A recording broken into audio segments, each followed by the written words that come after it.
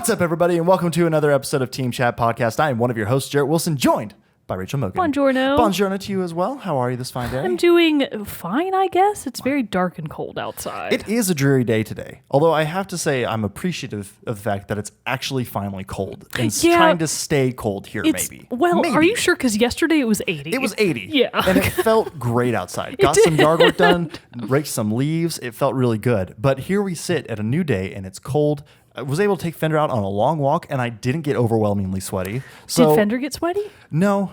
He was able to pant it all off. He seems like he would be a sweaty boy no matter what. Probably. I mean, he does like to pant a whole lot. But still, so being able to do that and not come back feeling like a sweaty mess just from a little walk was wonderful. Had the nice breeze going, felt good. But also, perfect weather for sitting inside and talking about some video games.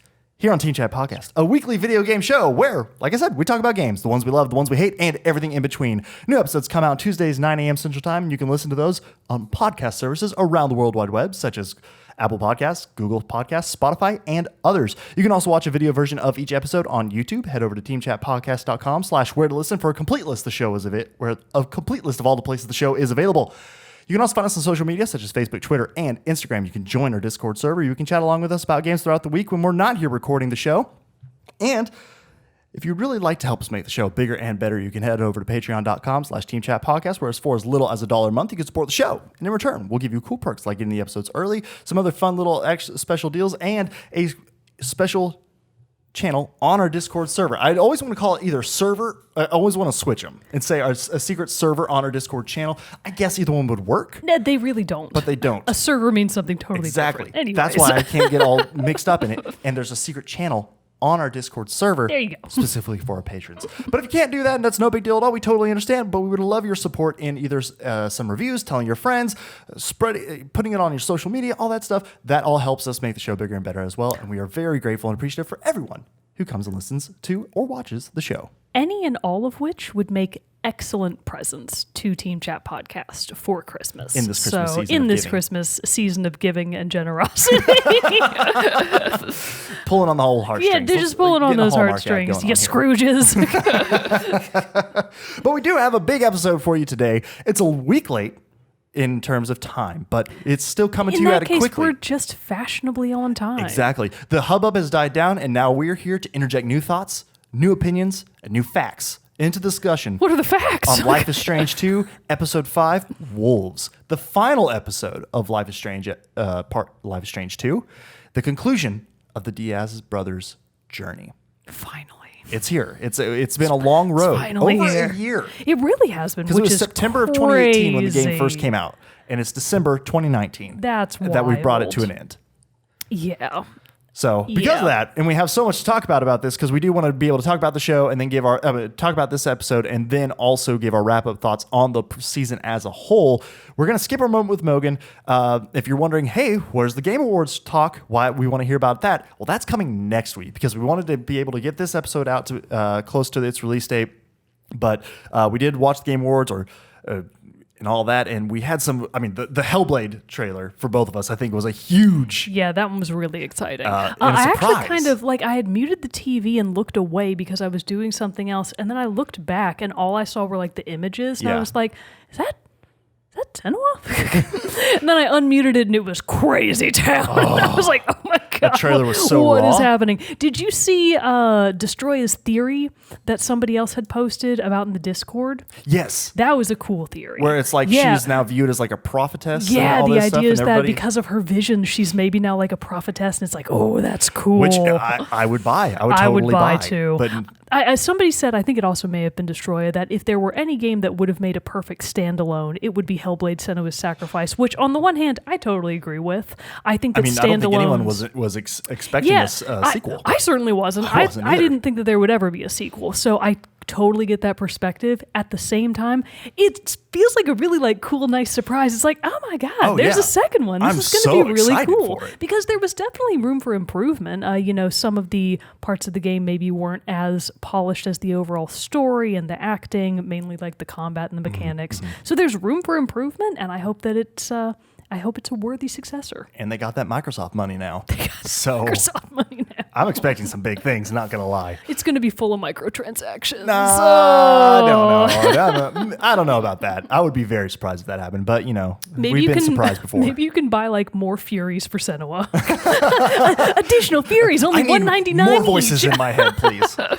But yeah, so a lot of cool stuff came out of that. We'll be saving more of that talk for next week's episode, so stick around for that. But let's dive in.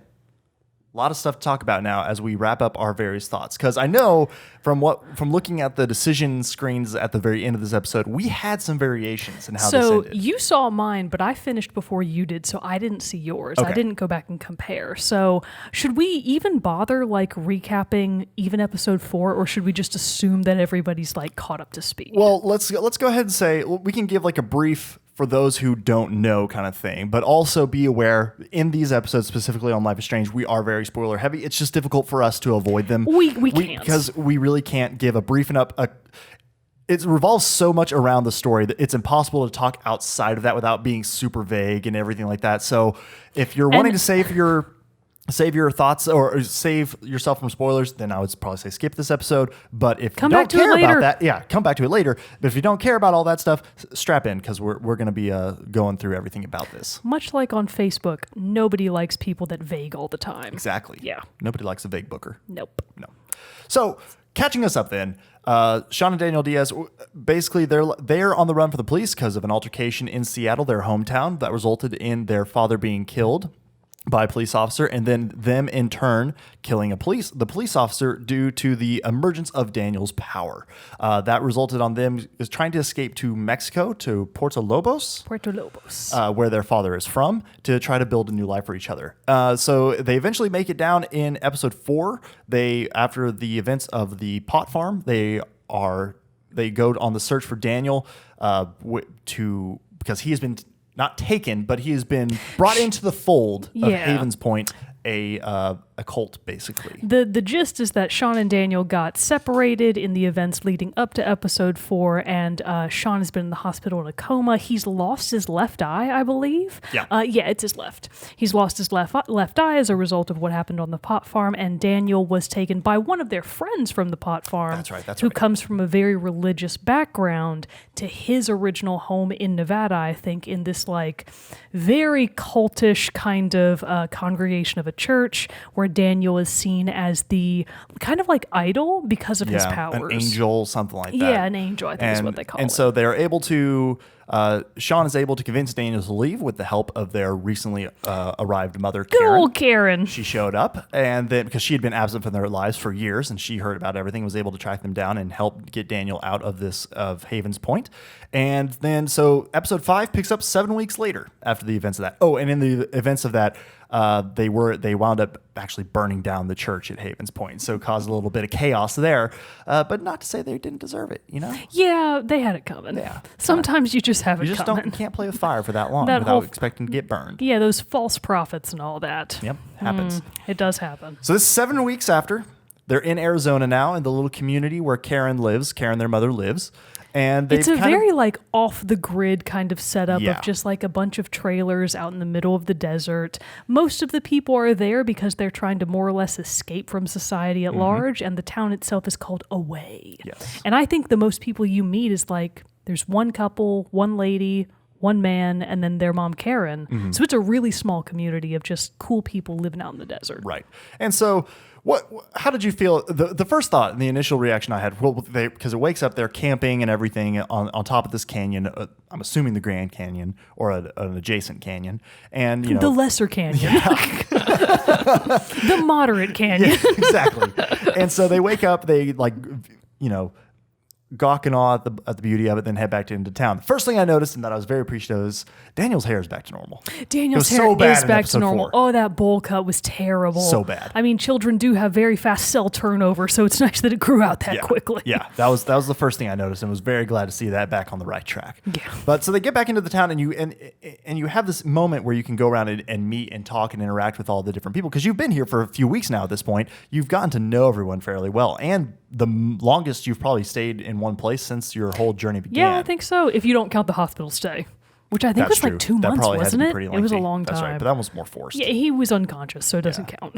So you're there, you go around and visit the people. What were your general thoughts of like, because see, this really wound up taking the majority of the episode, was just being in the town and seeing the different and interacting with the different people. Like, yeah, so this is kind of both a pro and a con in my book, both for and against Life is Strange. And this is, par for the course. In Life is Strange 1, it was very similar. And in Life is Strange 2, one of the core components of the game is just the people and the characters and being able to talk to people and learn more about them and have meaningful conversations, some of which affect you as the player character, and in this case, you as Sean, and in some cases, Daniel too. So in terms of the game doing its function, which I know is what it's supposed to do, of talk to people, explore kind of, just learn about life at large, I was like, okay, this is what I'm supposed to do. That didn't mean I wasn't bored. Yes. I was unfortunately, now I loved the setting. I will say that the town of Away itself, and calling it a town is very generous. It's more, a campsite. It's a glorified campsite. It's really an encampment. That's much more correct. So the tiny encampment / town of Away I thought was really cool. I loved the idea of it basically being, it had the feel of like an artist commune, kind of just a place where people were kind of escaping from the hardships of their previous lives. We did see the reemergence of a character from Life is Strange. Do we want to go ahead and talk about that? Well, let's go on ahead and talk about it, because I didn't see it coming, and at first I didn't realize who it was, and then I was like, holy crap. I was honestly like, here's my initial impression. This person in question showed up, and I was like, that character model looks really similar from somebody in Life is Strange 1. Why did they duplicate it? They just think we wouldn't notice? No. And then we wound up being an actual character from Life is Strange 1. It was David. Yes. It was David, Joyce's husband, Chloe's stepdad from Life is Strange 1. And I didn't actually know the timeline before this and before I looked it up. Life is Strange 2 takes place canonically 3 years after the events of Life is Strange 1, which is something that I really didn't have any context for. So I was like, what's David doing out here? It's been like a week, man. And then I was like, oh, it's been like 3 years. Right. Never and mind. I thought it was kind of like a whoa. Like, how did they fit this in? I started having clues of who it was, in the same conversation where you first see him, because he refers to himself as he was like, Daniel can ask him, or Sean asks him like if he had kids, and he's like, oh, I didn't know you were married. Do you have any kids? And he said, not really. I mean, I had one. I was a stepfather too. Well, she more of a step douche. And then I was like, oh! Yeah, that gave me like the instant like, wait a second, that sounds familiar. Yeah, same. Why does it sound familiar? So I looked it up before I even had a chance to like play it out, because it does become obvious later. Right. You find like a photo of him and Joyce and Chloe from the before times. You realize that he still has conversations with Joyce, but that they are now actually divorced. So you know that things have gone kind of, not necessarily south for David, but he's clearly living a very different life now, and he's found solace in the town of Away, and I thought that was a really interesting plug from the first game. I really did like that a character I never would have expected from Life is Strange 1 was suddenly in Life is Strange 2. And that his appearance in the game actually kind of is there to from his experiences and how you played Life is Strange 1 is to steer kind of, he acts as like a guide and another point of view basically for you as Sean to when you're making decisions later on in the end part of this episode. Like he's kind of a guiding light for you in a way. And it's all because he has this big conversation with you talking about his past and like what happened. It doesn't go into a whole lot of detail. He doesn't share it, but you just know, having played the first game, what he's talking about. And it kind of changes how you may have had a view of how you thought Sean's and Daniel's story should go. And I thought that was a very interesting way of doing it. And that it wasn't Max. Yeah. Or that it wasn't even Joyce, really. Yeah. It took a character from the first game who was pretty universally hated. By and large, quite a dickbag.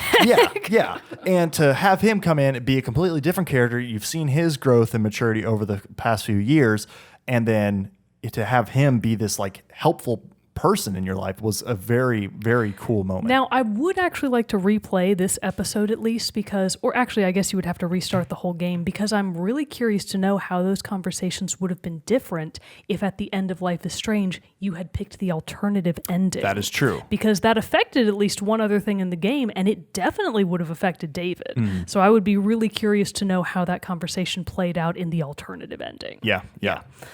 So nobody tell me what happens. I want to be able to maybe do it myself, but that's a tall order to have to play through the whole game again. I mean, if you weren't searching through anything and just were purely going through, I think you could probably get it done in like 8 hours. I bet I could, but that's such an 8 hours. But apparently, though, from what I've learned, and then even on our Discord, Bulldozer, they've been sharing with us some more stuff because they are very big fans of the series as well. And they shared a blog post that had a lot of information, like that was a lot more breaking down, like how this one isn't so much about like the big decisions that matter, whereas it's the littler things in your interactions with Daniel that play out. Yeah, that was actually a fascinating article. Do you want to like explain more about that? Because I didn't know that that's how the decision engine was basically Honestly, I didn't either.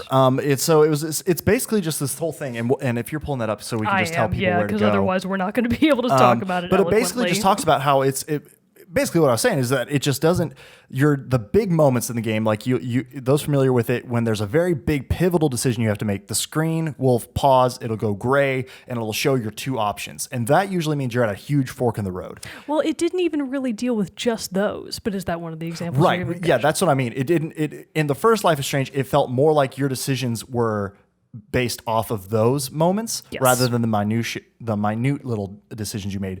Life is Strange 2 focused on more of the minute decisions and everything.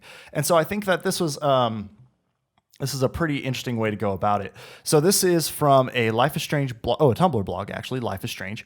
Everything you need to know about Daniel in Life is Strange 2. Because I think a lot of us, and us even, we've mentioned that like it's odd not being the one with the power. Yeah. And that's created a little bit of disconnect for us with the game because it does feel like a little bit of your decision making is taken away in that sense, because it kind of feels like the power only becomes a thing when it's convenient. Whereas in Life is Strange 1, it was very much pivotal to any decision making. It was also just like, man, I want to go back and see that squirrel again. Exactly. And you can. Yeah, you can just reverse There's time. There's nothing to stop you from seeing squirrels as much as you want. Right.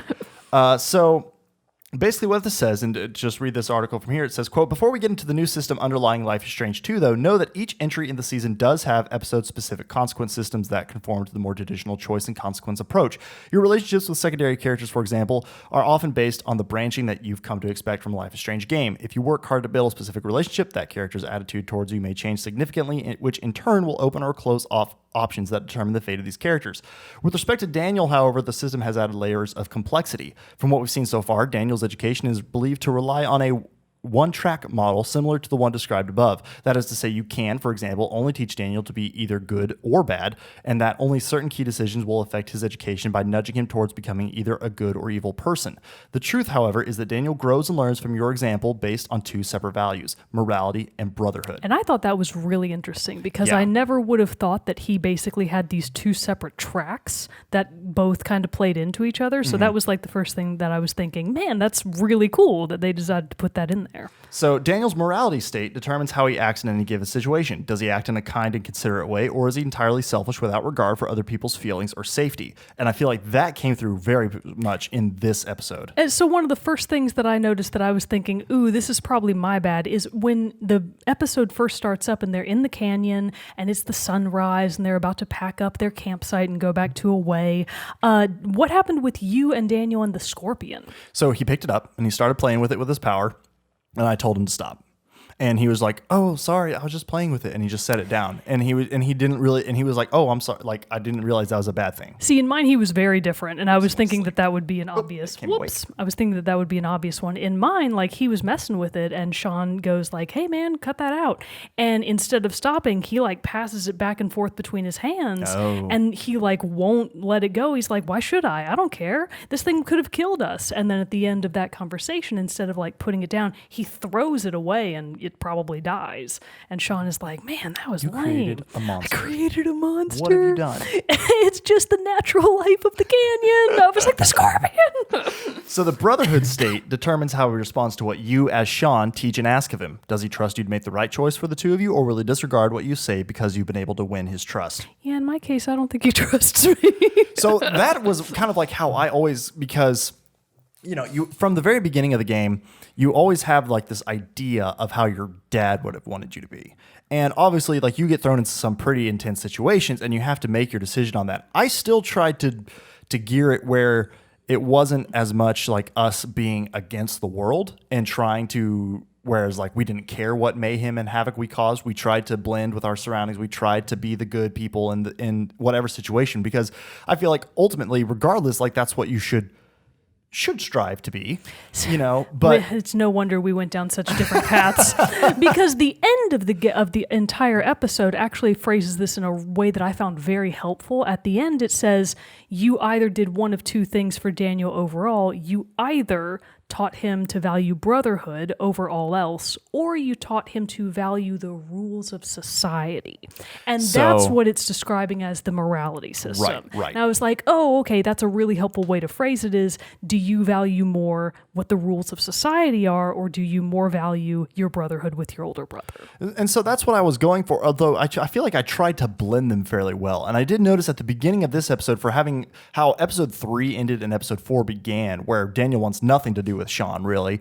At the beginning of this episode, for me, they were very close. They were roughhousing around at the canyon. They had playful banter back and forth across their walkie-talkies. Kind of seems similar to how they were at the beginning of episode 1, but even stronger and in a different way. Right, and aside from the scorpion incident, mine was fairly similar, so I didn't turn him entirely evil. So you spend time in a way. You're at a way. You're getting to know everybody, and so we'll circle back around to how the morality and brotherhood things affect Endgame when we get to that section. But I have to agree with you in that it was interesting getting to walk around, and it was a very cool area to explore. Especially, did you get the second souvenir? The second souvenir. Did you do, or Daniel's treasure hunt? Did you do that? That was, I thought, a fun little thing to do. That was a fun little side game. I liked that. The one issue I've had with this one, and again, this could be stemming from the fact that we played them in episodic order, as opposed to all at once like we did with Life is Strange 1. But at this point, I felt it odd. Why am I spending so much time interacting with these new characters? This is the last episode. I felt exactly the same way because the only characters that I got a lot of actual personal value out of interacting with were Karen. I found that relationship really rewarding. She had been in episode 4, of course, and she was referred to throughout the entire game as your absent mother. So the fact that you get to meet her and then either choose to grow a relationship with her or cut that relationship off, I liked that was more expanded on. What I didn't like, by and large, was all of these new people, and even David to a certain extent, because on the one hand, we, having played Life is Strange 1, do have a past with David, but if you were playing Life is Strange 2 as a standalone, you would have no context for David, and That's as true. such, you wouldn't get as much value out of those conversations with him. So even though so they called her Joanne, but her name is spelled like Joan. And I was like, that pisses me off. The artist lady. Yeah. I was like, it's Joan. What's wrong with you French people? You don't know how to pronounce names. Well, it was I'm sure it can be pronounced Joanne. Yeah, I've just never heard that spelling pronounced that way. So there's Joan the artist, there's Arthur and Stanley, who are like the cool old gay couple that live in the trailer next door. And then there's David. And those are really the only people you can interact with. And Arthur and Stanley and Joanne and David, you only have a little bit of interaction with them, and they have no actual bearing on the end game. Right. They have no bearing on anything that happened before that. So even though it was these are cool conversations to an extent, I like these characters. I think they're an interesting part of the game. It was kind of more of that feeling of, why should I care about you? This is the last episode. Why am I spending all this time talking to you? It felt more like checkmark conversations that I'm just going through because I need to get to the end. Yeah, and my thinking is that in a larger context, it was probably just more to show the many different sides and facets of American society. That's what I think that they were probably going for. But considering the other facet of American society that they showed near the end, it's oh yeah, it's oh man, damn it. It's good to have the balance because that but it's the whole thing is just I wanted that to be. You remember when we were talking about the end of episode 4, and I was kind of wishing that episode 4 had ended on a cliffhanger at Haven's Point, and then episode 5 would have picked up with the conclusion of the Haven's Point story, and then the initial however that resulted would be the conclusion, or would then lead into the conclusion of the game. Man, how crazy of a twist would it have been if they had set that church on fire and then God had showed up and he had been like, you done fucked up. And you just got obliterated at the end of the game. Whoops. Didn't see that twist coming. But because then, think about it. If they would have done that and the first half of the game would have been spent wrapping up Haven's Point, then you would have been able, say they escape Haven's Point, in some way they have to get out of town as fast as they can. Karen takes them straight away, and then overnight. They stay there for like a night. And that's where they have the conversation with David. I feel like that would have been even more impactful. And then they're like, okay, well, we got to go because it's hot. You know, like there's not weather hot, but like police are hot on the trail. It is also Arizona. It's also Arizona in the desert. So yes, it is hot. But there's like, we got to go. Like we can't stay here very long. And so like David passes along this words of wisdom and they move on with Karen. He also passes along his coveted police scanner. Which is Thanks, very helpful. David. Exactly. Like Love you, boo. getting all these, your past is helping us out. Your It's redemption arc is really nice in this one. It is. It's a lot better than his redemption arc in Life Strange 1. So I kind of felt like for that, I was like, this is the end of the episode. Unless these people are going to somehow band together and really help us, I don't see the point. And then they didn't. It was just you had these conversations, you had initial conversations, then it was time for you to leave. You had another round of conversations with everybody, and then you left. And then even, I got to say, like, when Karen first showed up and she's like, hey, you guys got to go. And I'm like, wait, you're still not going to go with them. Like, you're still going to leave. You stay. Yeah. And all this. But then eventually it does come out. She has noble reasons for it. But even that was kind of confusing. So the idea is that Karen, and she offers to, I assume that you can actually say no and she doesn't, but Karen offers to basically more or less surrender herself to the law because she's also being pursued by the police for what happened at Haven Point. So she's basically going to like offer herself as a distraction and try to buy them enough time for Sean and Daniel to get to the border. But even so, I didn't think it was terribly out of character for her to choose to stay behind. Mm-hmm. And even if she hadn't had noble reasons, I think that her other reasons of, I have a life here and this is who I've been for 15 years now, I think that those would have been really, on character for her. So even then, I wouldn't have been surprised. I think that just would have been, overall, I thought that her character arc was really, really nice. My question is, I guess, is just that you went to so much trouble to help them and save them from Haven's Point, and now you're just going to turn them loose in the desert. That kind of, to me, I was just like, man, you didn't want to like drive them to the border first and then surrender yourself? She did give them her truck. She only has the one truck. I know, but she could have gone, dropped them off, and then she's got two truck money? David had a truck, right? No, Did they he? drove hers. That's right. So okay, maybe they don't have two trucks. And any cars they do have, Joanne's going to turn into sculptures they have anyway. Solar panels and true. like water bottle very filtration. Advanced. They are very advanced for being out there in the desert. So you do eventually have to leave because you've been there too long. The Karen feds are onto you. Yeah, Karen had just been into town for their weekly supply run, and she knew things were getting close, and it was time for them to go. So they head off toward the border. Sean and Daniel the next morning, like in Karen's truck, they get to the border wall, which in and of itself, I will say that was a very just like a real moment in the that was a good scene. Where I liked that scene. Where I felt like, oh man, like I think regardless of who you are, like this impacts and like this has because it's very timely with the current situation of, like it's of down our country there. And everything. And we know it's down there. Yeah, and they tackle. I will say, like going after. I think that's what I appreciated the most out of this episode is that they did go to that and tackling the border control and the border security and all that, but doing it from the viewpoint of a very underrepresented voice. Yeah, and I think that was a very well done choice, and I think that was very well executed as well. I think so too. I liked that entire scene quite a bit. So you get to the wall. What did you do? So what do you mean? What did I do? I mean, like what was your? I know what the option I had. I didn't know if it would differ. Oh. I rolled up to the wall and had Daniel blasted open, like the gates of Mordor. Yeah, it was cool. That was a very cool scene. What was the other option? I don't know if there was one. That's what I got too. I just some of these things I don't know if there's. Right. We'll just be offhandedly talking, and I'll say, "Well, this happened." You're like, "Wait, what? That didn't happen in mine." I did think it was very extra that he opened them like the gates of Mordor and not just like blasted a small hole for the truck. I was like, "Wow, that's real extra." Yeah. But I guess we don't know how Daniel's powers work. Maybe he's only got door opening powers. Who knows? That's true. So you're getting there, you're all excited, pathway to Mexico's opened, turn to go back to the truck, shot rings out, hits Daniel, and... This is the second time he's been shot in the arm. Because he got clipped in the arm in episode 3 at the pot farm. That's right. And that's what set him off. That kid is unlucky. He is unlucky. The same Guard your arms. arm. He needs just like some arm guards. Yeah, something. They got to armor that kid up. But come on, he needs to refine his power enough where he can stop the bullets like Neo. Well, he didn't know it was coming. And he does do that later. That's true. He does. So, Anyways. but yeah, so you get shot, and it turns out it's not Border Patrol, but instead a couple of crazy vigilantes who are taking border security into their own hands. Which is a real thing. There are people out there that are border vigilantes, and they think that they're, I guess, doing Helping? America good, but, the underlying reason is just almost always pure racism. Yeah. And that is the case for this particular couple, who are actually, I think, father and daughter. Yes.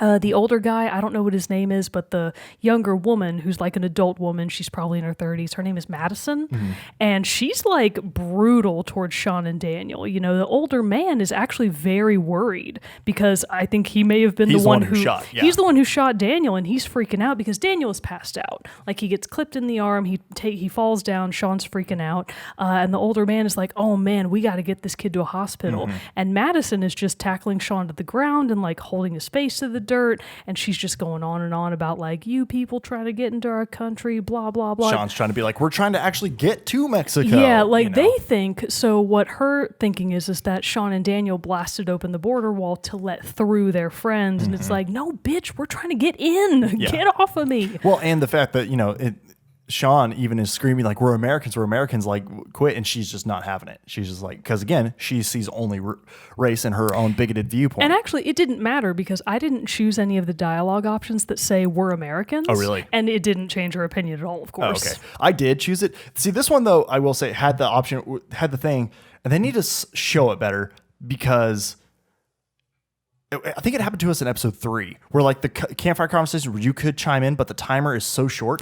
Yeah. Like that happened to me a couple times in this one where I wanted to respond, but I was sitting there being like, which one do I want to say? And then a the timer ran that out. You can't see went off. And Which is so weird because some conversations do have the visible timer, and that was infuriating. Like when you're actually...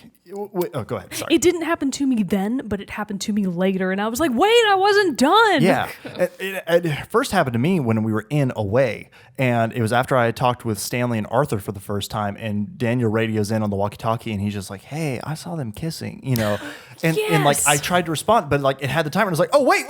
And I didn't get a chance to respond. I still was able to fix the conversation and tell Daniel, so what? Who cares? Like, no, they're two people in love. They should be able to show that and be together and turn change Daniel's viewpoint on it. But I was still just like, wait, I could have missed this moment. So you ready for what happened to me? The first time I did it the right way, but then I like quit and I saved and I exited out because I was going to go eat or whatever. And when I came back later, because of the save point, I had to redo that small conversation again. And the second time, I accidentally looked at an object at the same time as Daniel was asking me the question. And Sean's internal thoughts whenever you look at certain objects, I couldn't get out of it. And the timer expired on Daniel, and I was like, that's infuriating. Yeah. So that might actually be like a glitch. It might not be the way the game is supposed to function, and I think it's not. I think that's probably just, unfortunate timing or inconvenient coding or something, but I was really pissed off about that. Yeah, I was like, too. No! Because I remembered, especially in the campfire conversations in episode 3, like I missed like every chance to interject because the damn timer was so fast. They were really fast. And I was like trying to read all the options that I had. You still had like 3 dialogue options to choose from. So as you're dealing with these vigilantes, a police officer rolls up, winds up arresting you both because he recognizes you. Well, so this is so scary. One of the vigilantes, like I think it's Madison, like puts like a plastic cloth bag like over Sean's head so he can't see, and it's like, wow, you're definitely gonna kill him, aren't you? Yeah. But actually, like a real police officer shows up, and he's clearly pissed at Madison and the older gentleman because he's not their regular guy. So you gather through their shouted conversation that apparently Madison and her dad have some sort of, approved agreement with some other border agent to do this whole vigilante thing. Right. But this guy's not part of that, and he's pissed off. So he arrests all of them. He arrests Madison, the dad, and Sean and Daniel when he finds out who they are. Right. And so you get taken to a detention facility. Daniel is taken away to an infirmary, so you don't know what's going on with him. That kid always getting shot. I know. But then in there, you meet another immigrant couple who are also being held, and they're trying to get across because the wife is very pregnant, it seems. Carlita. Yeah, Carlita She and was cute. Diego. Okay. Yeah. And so you're having this conversation with them and like why they're trying to get into America, and you're saying like, well, I'm trying to get into Mexico. And they're like, Diego's you're crazy. I don't know if that's a great idea. Yeah. And so it was another point for me, and kind of where I felt the game was going at this point of like trying to show there's another option out there. It may not be the option that sounds the best, but it may not sound right, but it might wind up being the best option. Which is surrender. Surrendering, exactly. And not trying to get into Mexico.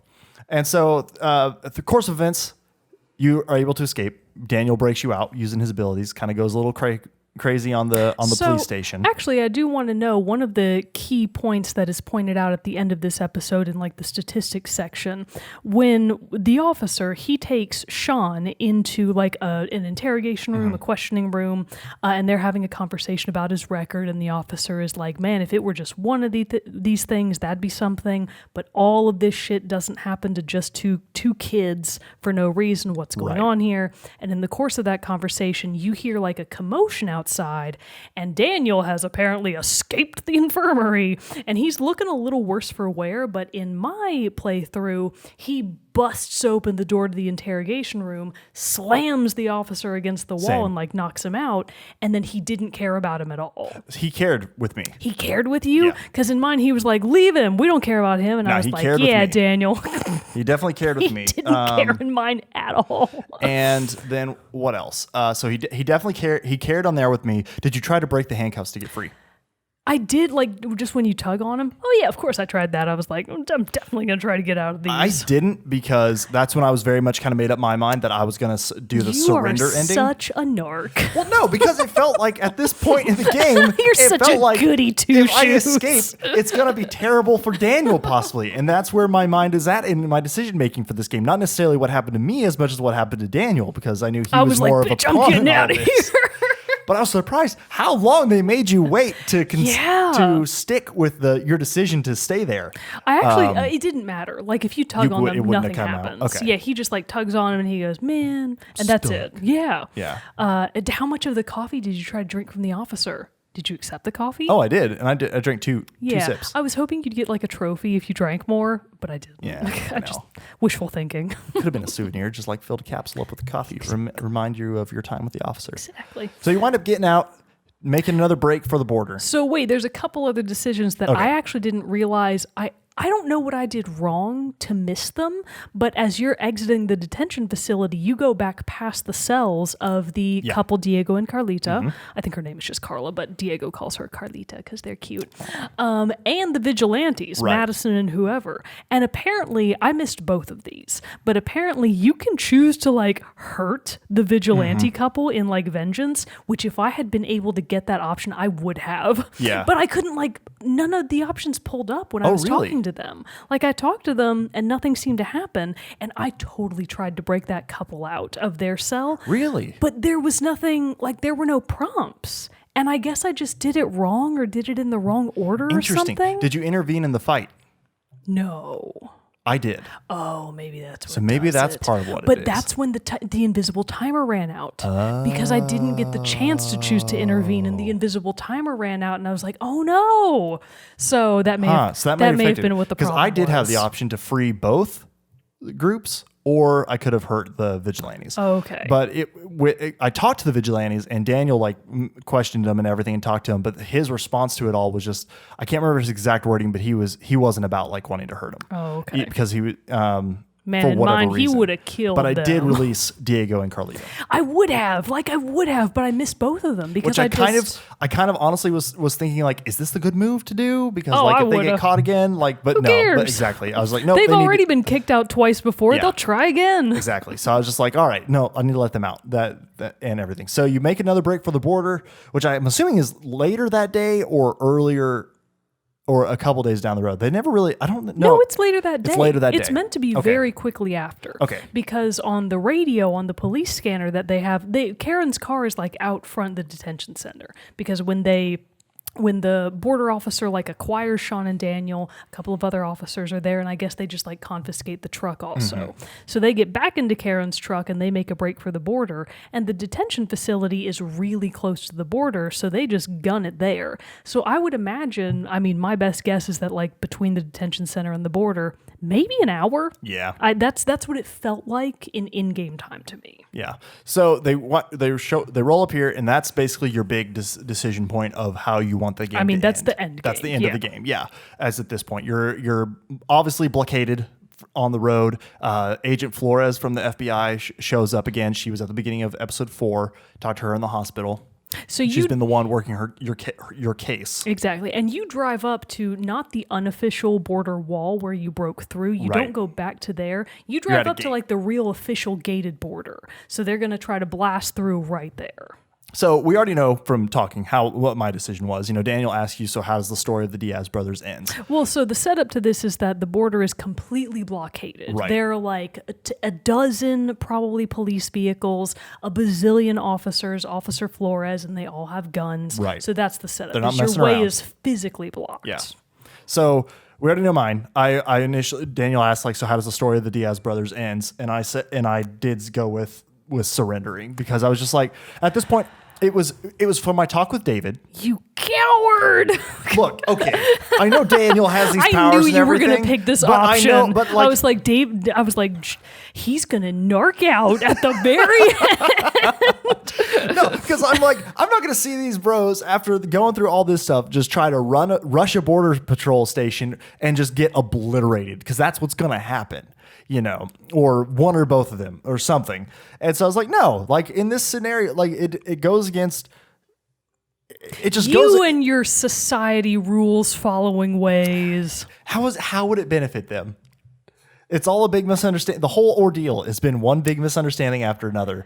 Doing this one is a very definitive, you guys did this.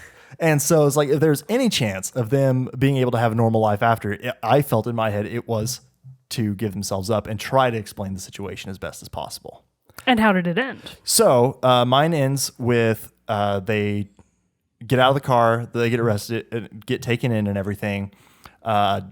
Daniel is released into the custody of the grandparents back in he's Beaver. 10. They literally can't prosecute him. Back in Beaver Creek, Oregon. And then Sean is actually put in prison.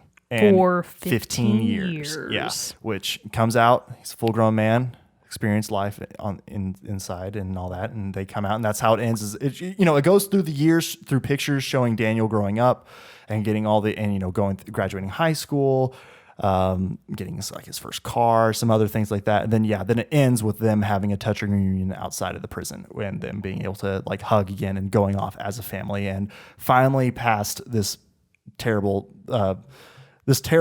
course of events that they've lived through. So how did it end for you? My ending was very different. Okay. Way cooler, honestly. Your ending kind of sucked. I mean, I'm not going to deny that. I'm not surprised. So I obviously chose, and I had really been setting myself up for this the entire time without knowing that I was choosing the Brotherhood route. Right. Your decisions mostly led to the morality route, Yes. and there are actually 7 different ways that this episode can end. I was looked trying it to up watch through them afterwards, all. and there were quite a lot. Yeah. So but again, for the same thing, I was kind of like, if I play this again, I don't know if I want to know outcomes. Yeah, I did, because I was like, I'm not going to play it again. Yeah. Anyways, so when we do a Life is Strange revisit in like 10 years, then. I think you technically got what the game considers to be one of the good endings of redemption, which is very ironic to me, because I don't view serving 15 years prison for a murder you didn't commit as being the I'm good not saying ending. it's right. I'm not saying it's fair. So I was like, fuck that shit. We're getting through that border. And Daniel, of course, is like, they're sitting in the truck, they're at the border. Officer Flores is blasting through her megaphone, "Get out of the car. Yeah. It's the end of the line." And I was like, maybe for you, it's the end of the line. So Sean basically turns to Daniel and he's like, "All right, kid, get him. I mean, he doesn't say it that way, of course, but Daniel like just gets out of the truck and he goes and stands in front of the truck and uses his powers to just obliterate those suckers. I was like, finally. That was like a highlight. I was like, oh, it's all finally coming together. Yeah. So not only does he just obliterate the officers in front of the gate itself, there's also a small amount of them behind you as well now who pulled up to block you in. He blows up the ground beneath them. Oh, that's and cool. And shoots them into the sky. Okay, that's cool. They're dead. They are definitely dead. See, and that's bad. It's good. I've been working this whole time to tell Daniel to use his power not to kill people. No, they're all dead. I mean, some of them may have lived, but they're probably They're pretty dead. broken up. They're pretty Lots of broken broken bones. They're in body cast. So for anyways, show. you just obliterate them, and then Daniel calmly gets back in the truck, and you drive past them, and you drive past their littered corpses, and you're like, later, bitch. And you just get into Mexico, and the end scene that I got, which I think is called the Blood Brothers ending, which is technically considered one of the bad ones, but I didn't really view it that way, is they find what I assume is their dad's old house or maybe one of his old properties in Puerto Lobos. You make it to Puerto Lobos, so they wind up opening up their own auto repair shop. Mm-hmm. So they open up Diaz Brothers Auto Repair or Repair Shop, and the post-game like scene is Daniel, and he's I think 16 because it's like 6 years down the line. So the scene is like 16-year-old Daniel, and he actually looks just like Sean, but like a little bit older. And he's got kind of the shaggy hair and like a cool tank top on and neat jeans and whatever. And I was like, man, Sean's looking hot. And then I was like, oh no, it's Daniel. Then Daniel comes. Honestly, that's what I was like. Daniel walked out of prison, Sean walked out of prison, got the full beard and eye patch. I was like, oh, Sean isn't looking super great in my ending either. He does appear to have, it's either supposed to be just the hole in his face from where his left eye was, or it's a badass black glass eye. I think it's glass eye because he had that with me too. Oh, it's cool. In my ending. Oh, like because I forgot that after they had the reunion at the prison, they go back to where the first place they camped. Oh, back okay. in Washington, and like and spend a night there. That's a together. Strange choice, but whatever. Just reliving them. Anyways, memories. so in mine, like it's older Sean. He's got to be like 24, 25 now, and he's got like a little bit of scruff, but it's more like your facial hair than anything. And he's like got his cool black glass eye, and they're just chilling in their repair shop. And then you see, I guess, like local gang members kind of come in, and they're like pointing a gun at Sean. Oh shit! And Daniel's like, "This is my shop, bitch," and he fucks him up with his powers. And I'm like, yeah. We did have way different endings. Really different endings. Oh, so man. anyways, they send those gang members packing, and then they like sit outside on their porch in front of the beach and like cheers sodas and or beers. I'm like, this is the life. Wow. So I think my ending was the good ending. I mean, that's a pretty cool ending. Your ending sucks. But the idea, I mean, of the Blood Brothers ending is they do make it to Mexico. They forge new lives, for better or worse, because it is shown to, probably be a dangerous area. They probably live fairly hard lives, but they have integrated into Mexican society now. And it's like, yeah, good for you. Back to your dad's roots, whether he would have liked it or not. Mm-hmm. And they're basically making their own way in the world. And for my playthrough, I think that is the appropriate option. I feel like my ending was appropriate to how I played it. Do I necessarily agree with you? Yeah, that Sean having to spend 15 years in prison was fair? No. Daniel killed all those people. Yeah, not Sean. I mean, Sean was just the person trying to do good. Sean was just an unlucky witness to his brother's uncontrollable powers. And it's like, you don't have to serve prison time for that. Get to Mexico, brother. Which I did actually realize, I don't know if this is too much of a like spoiler or anything. Maybe. We briefly tune out. This. One of the alternative endings is actually Sean and Daniel, and I read this one. I obviously didn't get this one. But one of the alternatives endings is, I think if you have really high morality for Daniel, but you still try to cross the border by force, I think what happens is Sean starts driving across the border, and Daniel like obliterates the police, but still bails out of the truck. I watched so one of those endings. So then they wind up separated. Sean goes to Mexico and lives out his life, and then Daniel goes back home to the grandparents, which I think also would have been kind of a good ending too in my book. Which I have to say though, I was pleased with then, because in that I watched that ending on a YouTube video, and that's when I was like, wait, if I go back, I kind of want to know. But I did appreciate that they had a lot more of your smaller decisions throughout the games showcased in that. So, for example, in that ending where Daniel obliterates everything and bails at the last moment, time goes on and you see it, and you see time pass same way.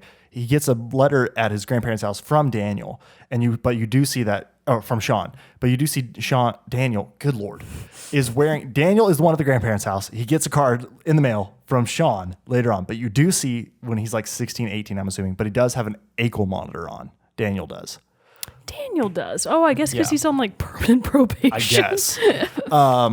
And so, but he gets this card, and it contains a letter from Sean, and then also some pictures. And even in this little cutscene, the ending video that I was watching showed different variations to the same ending. For example, in the pictures that he gets, the first round, it shows like a picture of a palm tree. The next picture is Sean with Cassidy. Oh. The next ending that it showed was Sean with Finn. Oh, man. And then finally, another one is just Sean by himself. See, that actually... So I was kind of like, okay, I appreciate then that if you're going to put so much thought into the smaller decisions that make up this game, to have them pay off in even those little ways, because it really looked like some of the decisions from the past weren't going to play any role. And so to have those pay off in the end like that, I was like, okay, cool. That's cool. That is kind of cool. And actually, in a way, I kind of wish that that's the ending that I had gotten, is that Sean and Daniel wound up separated, because even though they are very close and, I totally obviously value the sibling relationship, it seemed like, at least in my playthrough, that their relationship was taking like a dangerous turn of like really heavy codependence. Well, what happened if something happened to Sean? Yeah, they would have been at square zero again. So on the one hand, I liked the ending I got. On the other hand, watching them live out their separate lives, I think would have also been really rewarding for me. Yeah. The whole prison thing would not have been. I'm glad I said no thank you to the good border officers. I was bummed about that. I was like, man, like that sucks. But I was happy still with how it all wrapped up. I showed them my metaphorical hall pass and then saw myself on my way.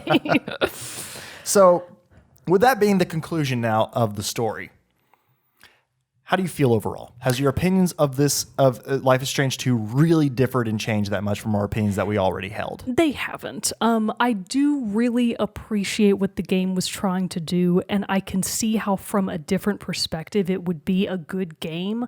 I personally found it to be a slog fest.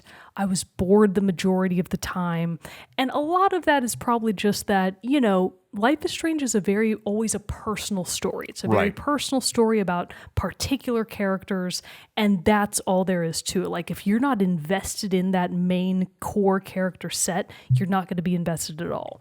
And I just never really felt the same or even a similar level of personal investment with Sean and Daniel as I did with Max and Chloe. Mm-hmm. And I just think that, in this case, the change of scenery all the time did also personally, it was a detriment to me. I agree. Because you didn't have a high level of investment in other NPCs. And the NPCs are largely what make Life is Strange. So the fact that in Life is Strange 1, you had the same set of NPCs that you interacted with really regularly, you got to see their stories out to the end, that was really rewarding for me.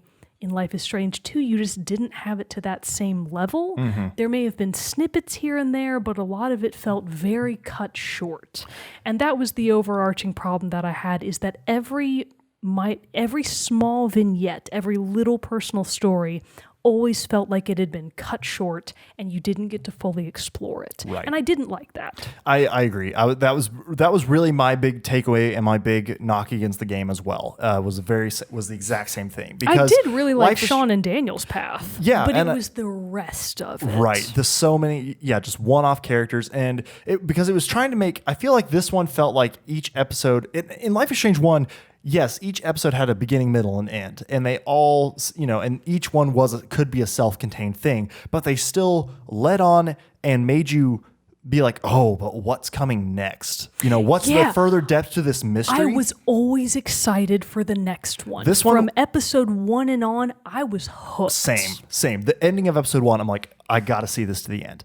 This one, because they did change locations every episode, and they had to set up why they're there, introduce the people for you to get to know, and then all this stuff. You didn't get this there was not the opportunity to flesh out it like you were saying. And I think that really did hurt the game, because in the first Life is Strange, you built so many relationships with these side characters like Warren, Nathan Prescott, Victoria, my girl Victoria, Kate. And you had all these side threads that, even though they were independent of each other, they still came together to benefit the main story. To a certain extent, some threads kind of did in Life is Strange 2, but it was always like in post. Like, for example, in episode 5 of Life is Strange 2, you can log on to Karen's computer and see like a kind of a wrap-up blog post from Brody, which was nice, but I was like, I would have loved to have seen Brody again in one of the other episodes, and I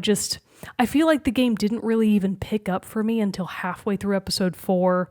And then at the beginning of episode 5, it became really boring again. And I was like, no. It was really, the second half of episode 4, second half of episode 5 were by far the highlights. I mean, for me, there was just no point at which I got that hook. And it never took off for me. Yeah. It's a good game. I still think that it's well made. I think that the story it's trying to tell is interesting. And an important one. A very important one. But my overall enjoyment of Life is Strange 2... Not a lot of it. There was very little. I agree with that. Basically, I have the exact same thoughts really as you did, and it just, I wanted it to be more, because obviously we're coming off of Life is Strange 2. Neither of us have played to completion yet before the storm, but it was, I appreciated that they tried it with different things, like having it take place outside of one location. Yeah, I mean, you really can't know whether or not something will or won't work. And by their standards, who knows? Maybe it's like maybe everybody else loves it. Yeah, and it we're could like be the just only us. two that hate it. Very possible. But like, it's amazing that when it comes to Life is Strange, you and me, we always tend to like line up right on center. Which is why it's such a great series for us to talk about. And I'm still excited to play Life is Strange 3 if that ever becomes... At least in terms of our opinions, not on the paths that we take. Exactly. But our still overall thoughts on the games line up pretty well. And I'm still, like I said, I'm still excited for Life is Strange 3 if they do eventually make that. If they ever make a third one, I will still be on board. I will still try it after all of the episodes. I think I'm not doing this shit no, again. I'm not either. I'm not doing this I did not enjoy episodic BS ever again. No. I will wait a year and a half to get the complete game. Yeah. You cannot make me do this again. You know what? The complete game came out and they released like big collector's editions of it. And I'm like, so cool. We got fucked because we were the idiots that bought it beforehand. And it's like, wow, cool. Way to not incentivize people to buy the game at the outset. Why am I going to buy the collector's edition at the end after I've already done it? Ridiculous. Yeah. I mean, now like, I'm glad I didn't buy any collector's editions of this one because I wouldn't have liked them. Yeah. I want a giant squirrel from Life is Strange 1. That'd be fun. That'd be really fun. Yeah, thank you. But yeah, so I know, obviously, these are our thoughts and opinions on Life is Strange 2 and episode 5, Wolves. We would love to know what your thoughts are as well. We know that many people differ with us on this it's like, I know game. in our community itself, like my friend Jordan, she's playing it, and I know, I haven't heard, I need to talk with her actually and see where her thoughts are. I know she's played through episode 4. I don't know if she's played 5 yet. But I know she had kind of mentioned that she liked it. Bulldozer on our Discord also said that they are really enjoying the game, and they wrapped up and they loved the ending of episode 5. And so now that we're done and we're through this too, would love to talk about it more on the Discord and see and like hear your thoughts and everything as well. And we would love to hear the general public's thoughts as well, if what your thoughts were on Life is Strange 2 and especially this episode. So send them our way at teamchatpodcast@gmail.com. Comment on our social media, the YouTube video, wherever you like. We'll find it and we'll talk with you about it. But I think that pretty much wraps this up. Like, do you have any more concluding thoughts on this? All I can say no more episodic games. Thank God we're done. That's really my ultimate feeling is I'm glad it's over. I am too. I'm ready to move on to the new things and not have this like, because it really did unfortunately feel like we were just checking the box of cool, we played it so we can talk about it. It was quite a burden. But that being the case though, we still got a lot of great content out of it and a lot of good discussion. We can't be mad about that. We can't be too mad about it, but still I'm like, I'm glad it's over. Yeah, exactly. Same. So before we go though, we do have to do our soundtrack spotlight, which we're going to feature kind of what I guess was the main theme or track of Life is Strange 2. I will say that the soundtrack for this final episode was very subdued. Yes. Yeah, very somber. It didn't have its like pop dance numbers like from episode 3. No, which is appropriate. Yes. Very appropriate. But we are going to go with the Sufjan Stevens song "Death with Dignity," which is kind of like the main. It was released as part. in part with The Amazing Adventures of Captain Spirit, when that was the like demo for Life is Strange 2, and then it kind of like stayed as like a mainstay. So we're gonna have that be our soundtrack spotlight to wrap up our full review, in-depth digging in of Life is Strange 2. And that will play after the end of the episode, which is pretty much now. But until next time, everybody, I'm one of your hosts, Jerrett Wilson, joined by Rachel Mogan. Adios. We'll see you all next week. Stick around for the song. Spirit of my silence, I can hear you, but I'm afraid to be near you, and I don't know where to begin.